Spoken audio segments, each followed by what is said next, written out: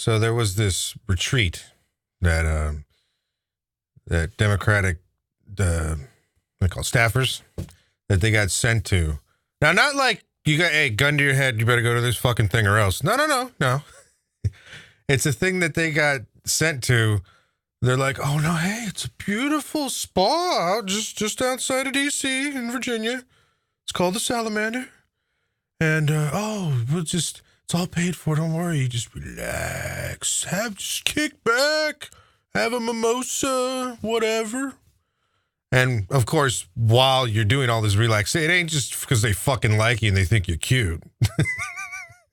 No, it's because they want to then just pepper you with nonstop bullshit about how you can stop or at least, water down the hell out of any kind of Medicare for all bill that might come up in the future. They already know that this is going to be a thing. Now, yeah, if Trump wins or if any other kind of Republican control still maintains, it's probably going to be less likely. So they're like, they pull one of these. But if it's Bernie Sanders as president and they still control the House with, even though there's a lot of blue dogs and shithead centrists that are still in the House, they still might be there. But the pressure is going to be immense coming from their districts, and as long as the Senate doesn't remain in McConnell's control, it's going to get brought before the floor. And then Senator Bernie Sanders is going to have the chance to sign this.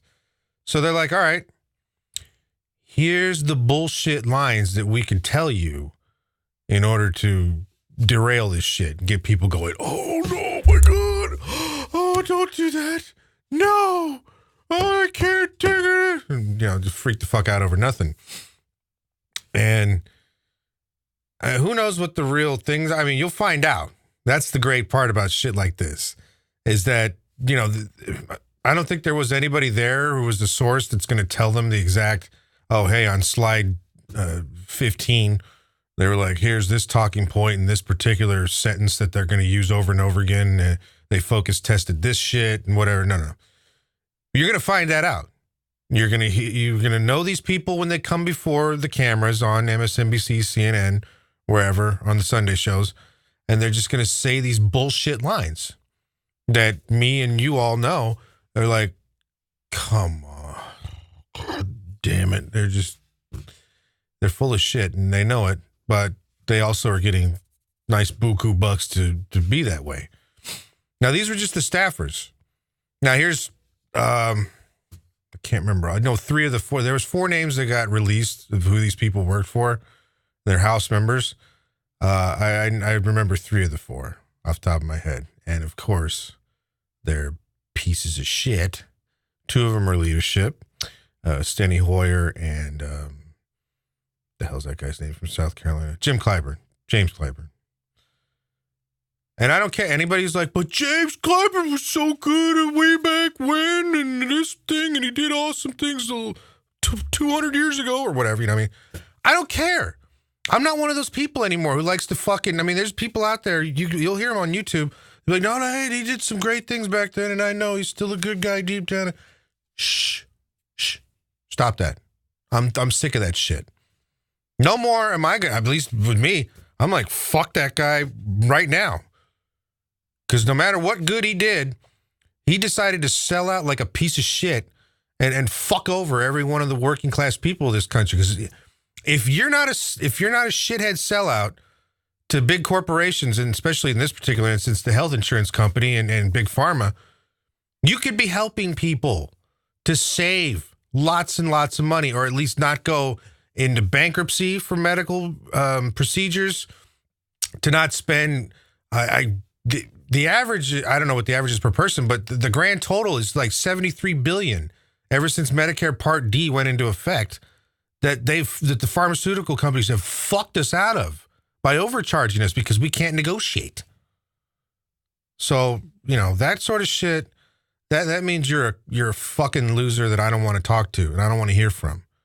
I don't want to hear your bullshit excuses. You can go fuck right off. So anyway, and there's one other guy. It was Steny Hoyer, Jim Clyburn. Those are the 2. That's number 2 and 3 in the House. Number 1, of course, Nancy Pelosi. But then there was another guy named Dan Lipinski. And he is just a vile shitbag supreme from Illinois, just outside of Chicago. Huge blue district. All right. It's not like, oh, yeah, he's a Democrat, but he can only win because, like, say how it was in where I'm from, in Orange County, California, like 5-6 years ago, where there's tons of conservatives, but, you know, they're not those kind of conservatives that are really crazy and hate all kinds of people. So you can't be a super liberal. That, again, now where I'm at, that's changed. You can totally be fucking somebody who's for the working class, do real, you know, issues that aren't, you know, the conservatives will even be like, yeah, that's probably the best idea. And not to mention, there ain't that many conservatives anymore. So with his district, he never even had to worry about that. Now, who knows what his deal is? I mean, that might be how he is as a person. But then when it comes to like business stuff, especially concerning health insurance and pharma, he rakes in the cash and he doesn't care. He's like, fuck you people, I'm getting paid. So he sends his fucking lackey down there to hear all the goddamn bullshit talking points and how to defeat this stuff. And there was one other guy, but it don't matter. You're going to hear, I mean, I don't know if Lipinski, he hasn't shown up. Yeah, he will at some point because he's getting challenged by someone named Marie Newman. I think her name is. I believe that's her name. She's not the greatest candidate, but she's good enough, at least to get his sorry ass out. And then if she has any kind of issues, well, then, yeah, you put a little pressure on him. Just twist the screws a little bit. That's the way it's got to work. We can't be any blue must do anymore because these guys are trying to defeat the very things that are going to help the working class. They don't give a fuck about you. They only care about the money that's getting inserted into their pockets by way of their campaign funds. You and your family don't mean shit to them. So stop voting for these assholes out of fear that, oh my God, a Republican's going to be... Great. Well, how's it any different from the piece of shit that's in place? He's doing everything Republicans would do anyway.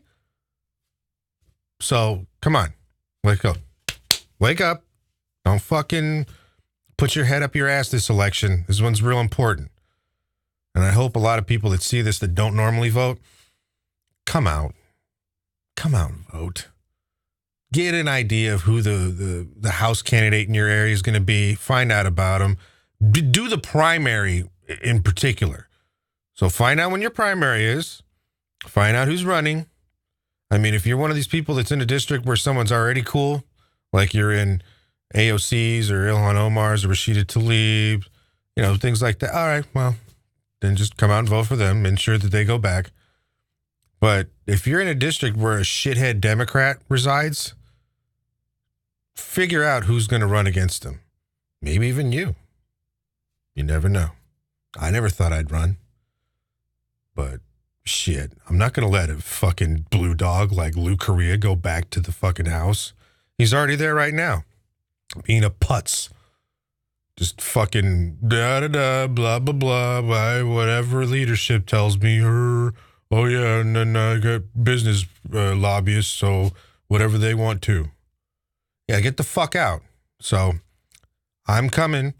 And in the way it works for us, though, is where there's a primary, but it's a primary for the top two because all parties will run in this primary, and it's probably going to be two Democratic types. I'll be non-party affiliation or no party preference, but I hope to be second place at the very least. So it'll be me and him, come the general next year, and I'm bouncing his ass out. He's going home. We're going to send somebody in his place who's going to actually fight for you. And you're never going to have to count on any of me in particular, obviously, but you're never going to have to count on any of my staff to avoid things like this. I'll pick people that will never even think about going to a fucking fundraiser or a spa day or any of this other bullshit put on by lobbyists. Fuck lobbyists.